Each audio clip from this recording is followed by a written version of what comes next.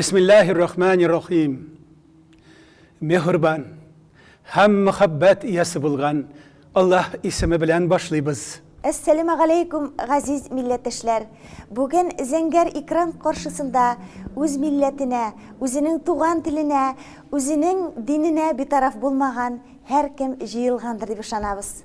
Әйе, һәр гасырның, һәр дәүрнең үзенә генә хас мәсьәләләре була. Һәм аларны хәл итү фарыздыр.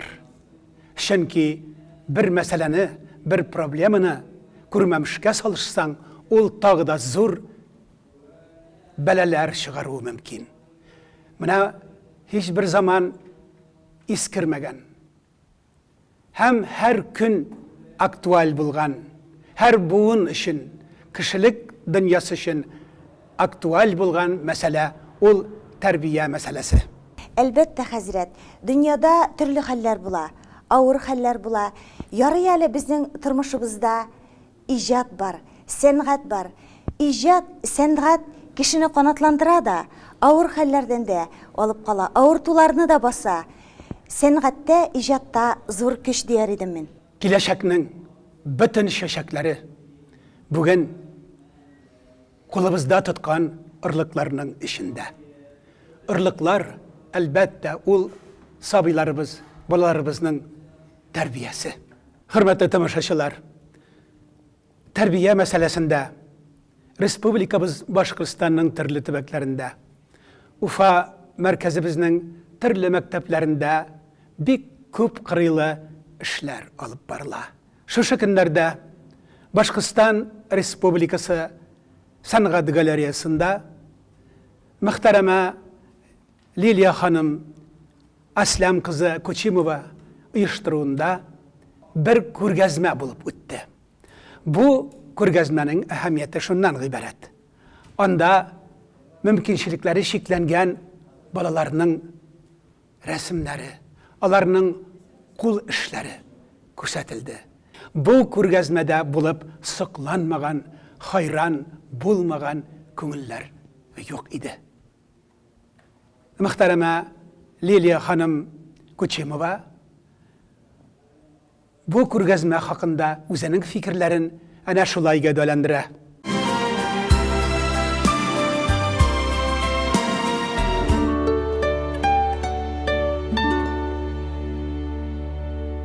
Всех без исключения зрителей, так же как меня саму, всегда интересовала, интересует и будет интересовать только правда.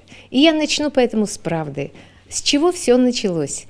В силу своей деятельности я занимаюсь адресной благотворительной помощью инвалидам, то есть тем людям, в дом которых случайно, неожиданно пришла какая-либо беда. И в процессе вот этой моей жизни и деятельности у меня скопилось очень много работ детей-инвалидов. И я мама, мамы прежде всего меня поймут, что в доме самое ценное, что в доме самое дорогое. Это какая-нибудь каляка-баляка, сделанная руками твоего любимого дитятки, правильно? И вот я храню так же, как и любые мамы, эту первую поделку, эту первую картинку, эту первую вышивку. Вот такие точно трогательные работы скопились у меня дома. И я просто не знала, что с ними делать. Поэтому я пришла к нашему председателю Союза художников Фазылову Хатипу Сарварычу. Я пришла и говорю: Хатип Сарварыч, вот не знаю, что делать. Столько много, столько красоты, столько тепла в них. И он просто-напросто сказал мне одно мужское слово: выставляйтесь. Я говорю: как выставляться? Они такие разные, порой необъяснимые, порой такие страшненькие, но очень трогательные. И он сказал то же самое: Лилия Аслямовна, вот когда оно живое, оно настоящее, а когда оно настоящее, оно живое. Вот у вас живые, настоящие работы. Вы их и покажите, как живые и настоящие. Не стесняйтесь комментариев, не стесняйтесь говорить о том, чьи они, кому принадлежат и почему они такие.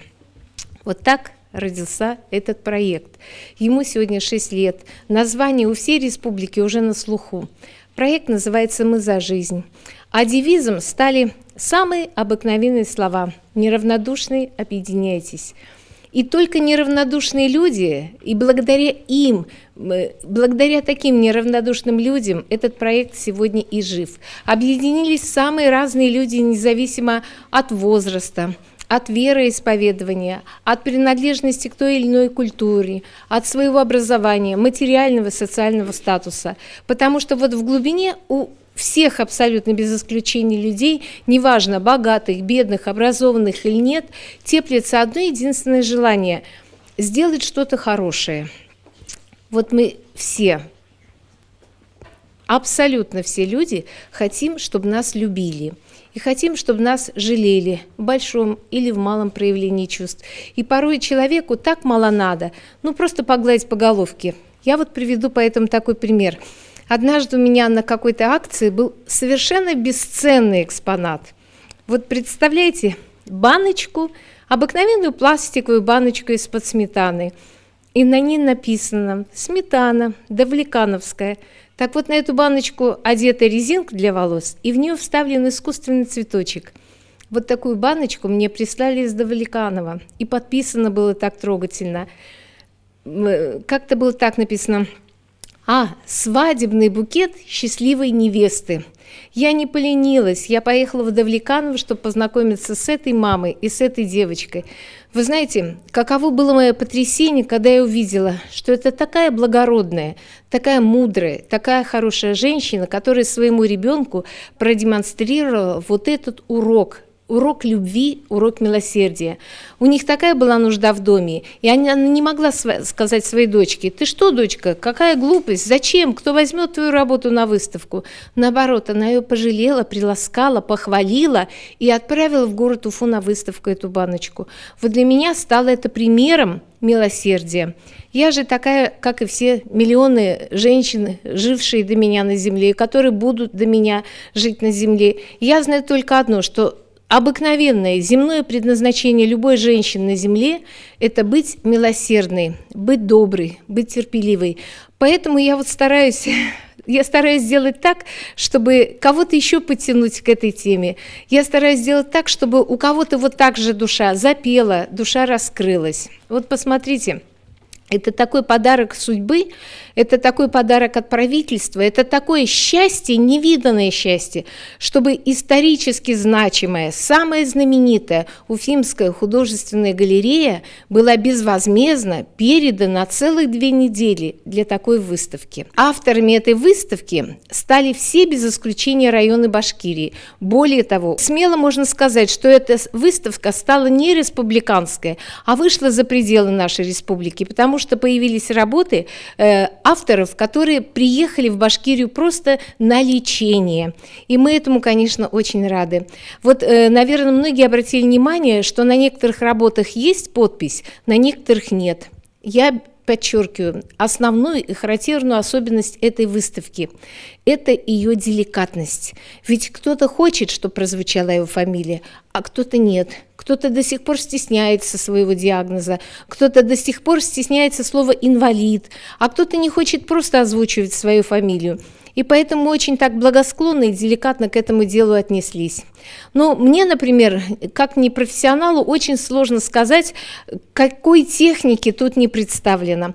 Тут и вышивки бисером, и оригами, и какие-то совершенно чудесные, фантастические каляки-баляки. Но они такие теплые, они такие родные, они живые, настоящие. Вы знаете, вот лично мне безумно нравится работа, о которой можно сказать, что это символ материнства. Эта работа сделана из макарон. Просто совершенно трагическая история. У нас под Башкирией разбилась вся семья, и мама долго-долго вытаскивала девочку из такого состояния жуткого. И когда девочка пришла в себя и узнала маму, для нее это был праздник. У нее даже на стенке висел календарь, и вот этот день обведен кружочком. Вот мама, чтобы ее дитё снова научилась ходить, говорить, она 24 часа в сутки с ней занималась и делала всевозможные каляки-баляки из гречки, из риса, из макарон. И вот я не знаю, никакой не существует ни физики, ни химии, ни математики, никакими высшими образованиями нельзя и объяснить, и доказать, и почему вот такое материнское сердце склонно к самопожертвованию. Вот почему такое материнское сердце, которое умеет все прощать, все преграды проходить. Вот для меня это самая дорогая работа.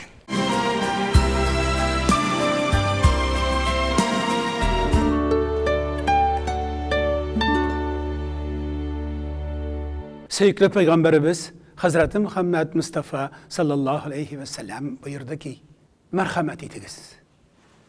Merhamet etkenler merhamet görür deyip buyurdu.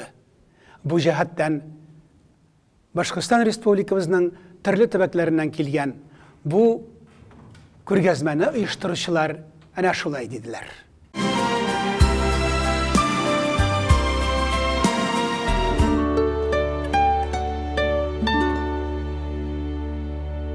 В детской республиканской больнице лежат дети с тяжелыми заболеваниями.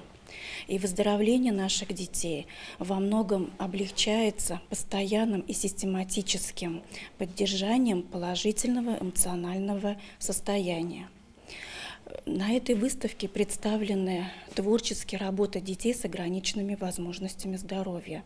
Это огромный, колоссальный труд как самих детей, так и родителей и, конечно же, педагогов. Почему педагогов? Потому что любой ребенок, попавший к нам в больницу, он теряется, он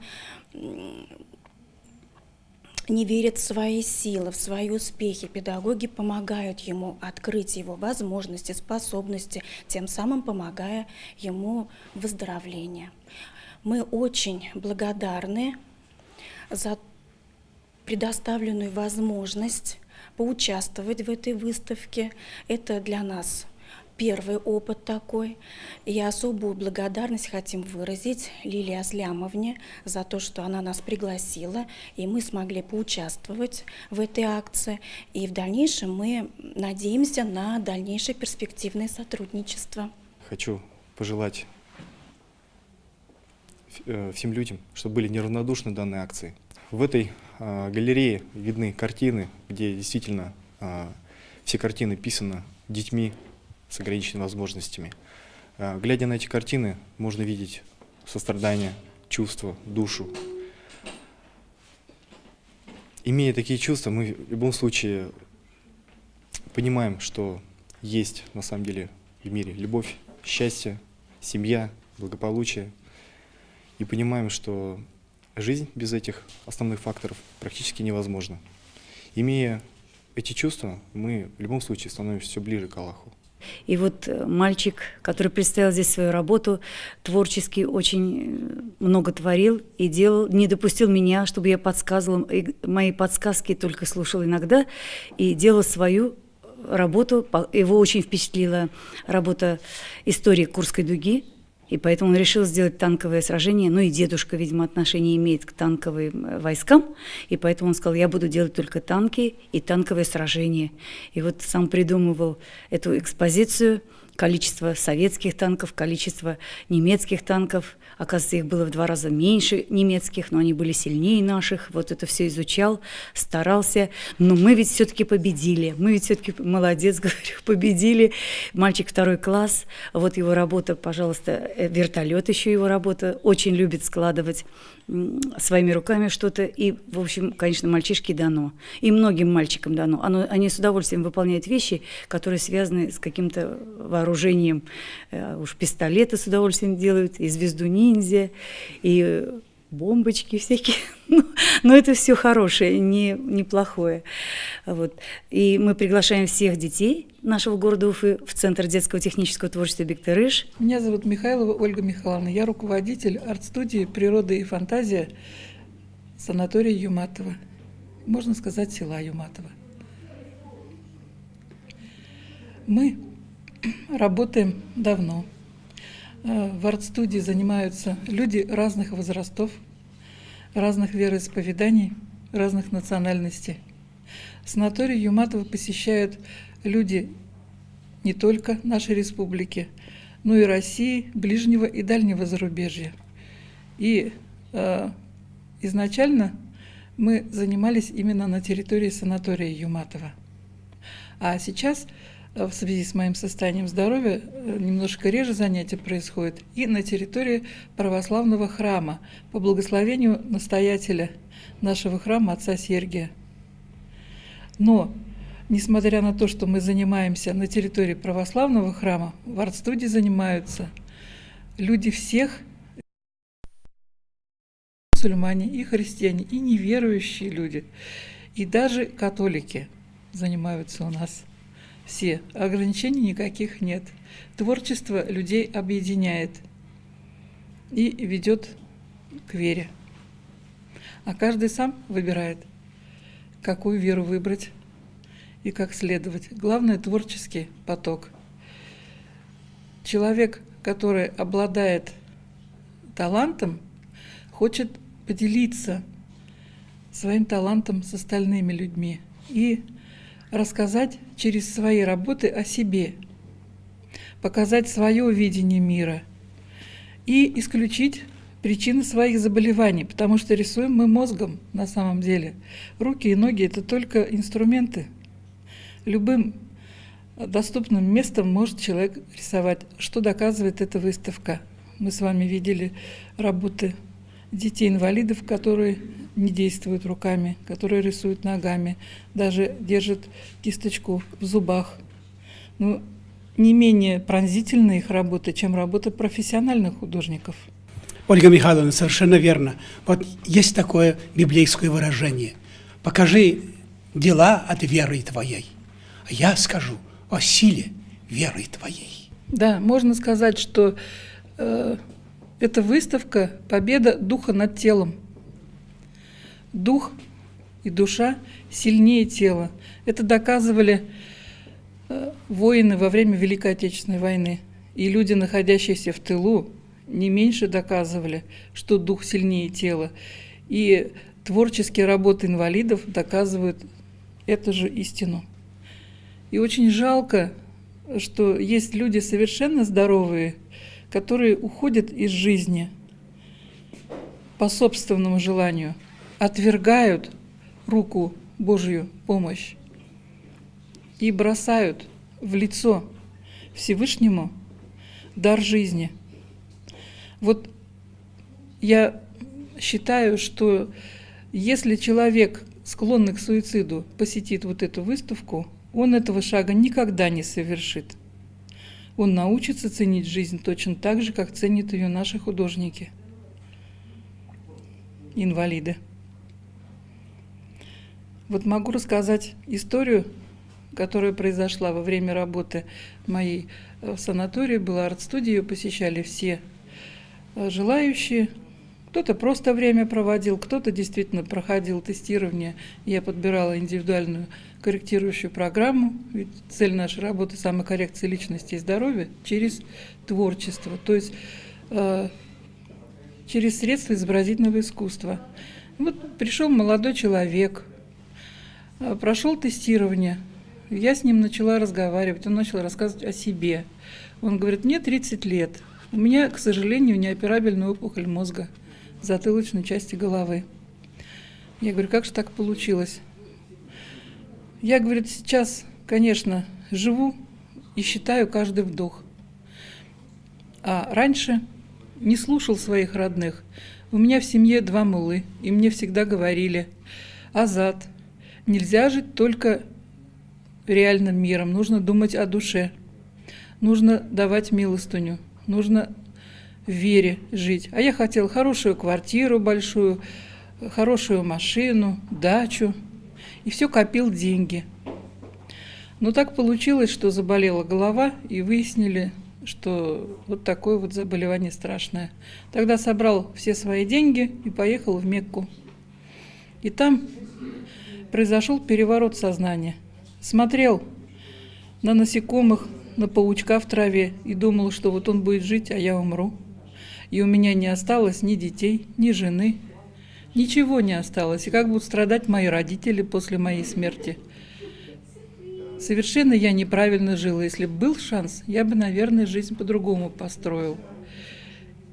И начал заниматься, начал рисовать с таким увлечением. Ведь у человека взрослого есть мировоззренческая образовательная база. С ним очень просто работать. Нужно просто показать прием работы разными художественными материалами. А сюжеты человек выбирает сам. Работаем с репродукцией картин мастеров. И он выбирал сюжеты, основой которых было одиночество, страдания. Каждую работу с большой любовью выполнял и оставлял на память. Говорил: после меня ничего не останется, пускай останутся хотя бы работы. Фотографировал их и приходил на занятия, когда очень активные, гиперактивные дети занимались, от которых у всех болела голова. Я удивлялась, как ты можешь с ними одновременно работать? У меня 2 часа потом голова болит после них. Он говорит, мне хорошо. Из них выходит водопад жизненной силы. А я, говорит, в этом водопаде купаюсь. И вот настал момент отъезда. Все с ним попрощались. Все понимали, что человек умирает, и больше мы его не увидим никогда. Он очень красивые оставил слова в книге отзывов и уехал. И каково же было наше удивление, когда через год он вернулся с супругой и сразу же привел ее в арт-студию, чтобы я провела с ней тестирование. Я спросила его, для чего тебе это нужно? Он сказал, я хочу знать, с кем я живу, и хорошо ее понимать. Я теперь ценю каждый момент своей жизни, я живу совершенно по-другому. И выбрал сюжет для своего рисования. Отражение облаков в глади озера, по которому плывет пара лебедей. То есть мировоззрение человека полностью изменилось. И Всевышний дал ему второй шанс. Мөхтәрәмә Вәлимә Талгатовна, менә сезгә тәрбияче буларак мәгълүм. Әгәр дә сабыйлар, балалар мәхәббәт, өлфәт, сөю, сәгадәт эчендә җитешәләр икән, үзләрен яратканнарын, аларны кеше итеп тануларын, аларның булдыклы, акыллы булганнарын һәм матур булганнарын аңлатып үстергән бала үсеп җиткәчтендә мәгърур һәм кыю була. Ул ата-аналар эчендә бик нәзакәтле була. Менә сез җәтим балаларга, инвалид балаларга тәрбия күрсәтәсез. Шуның җимесен, шуның нәтиҗәләрен сез ничек күрәсез? И балалар гел дә йөрәк йылысы, ярату җитмәй ул. Инәй әтәй яратса да, аларга ул әз. Без аны арттырабыз. Бар балалар бик тә нуждаться итә ул яратуда. Без бөтен көчебезне салабыз да, ул аларның күз алдында күренеп тора, ярату аларны ничек үзгәртә.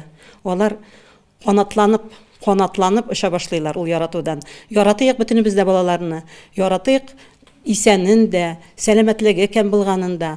Бөтен бала да алар бер. Безнең өчен, безнең менә коллективыбыз өчен, безнең сотрудниклар өчен бөтен бала да бер. И урысча әйткәндә, чужих детей не бывает. Алар бөтенесе дә безнеке, аларга яратырга гына кирәк. Яратырга. И шул ярату аркасында алар канатланалар. Алар ұшып йөриләр. Алар сизмиләр дә үзләренең сәламәтлегенең кем булганын.